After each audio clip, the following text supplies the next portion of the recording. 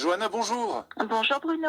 Vous êtes la coprésidente de l'association La Révolte des Lévriers. Alors, quelle est cette association et dans quel but l'avez-vous créée? Eh bien, Dorothée et moi l'avons créée il y a 2 ans parce que nous avions les mêmes convictions concernant le bien-être animal et le sauvetage.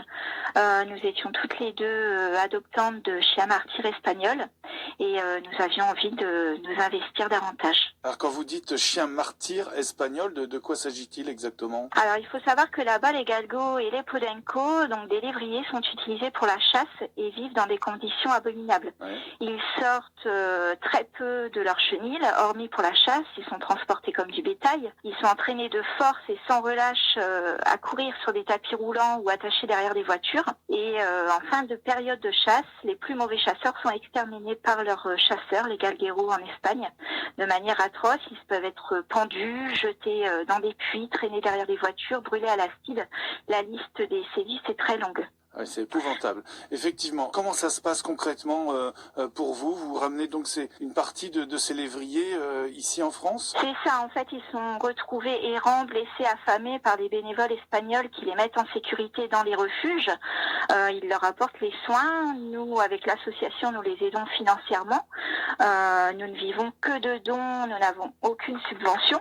Et suite à cela, nous les proposons à l'adoption pour décharger les bénévoles espagnols car les refuges sont saturés. Alors, qui peut adopter ces lévriers? Tout le monde ou presque. Il faut avoir de bonnes clôtures, des clôtures très hautes, beaucoup de patience et de l'amour à donner. Oui, parce que ce sont des chiens qui ont été choqués psychologiquement, donc j'imagine qu'il y a vraiment un temps d'adaptation. Pour certains, c'est très difficile de faire confiance à l'humain. Malgré tout, quand on leur consacre du temps et quand on leur apprend que l'humain n'est pas forcément mauvais, ils ont en eux beaucoup de résilience et ça peut être une aventure formidable. Ouais. Concrètement, j'ai envie d'adopter un galgo, un lévrier. Je procède comment? Dites-moi tout. Donc il faut aller sur notre site www.larévoltedelévriers.fr, Oui. remplir le questionnaire. Suite à ce questionnaire, nous recontactons les adoptants par téléphone, puis nous faisons une prévisite pour être sûr que le lieu de vie correspond bien au chien qu'ils auront choisi.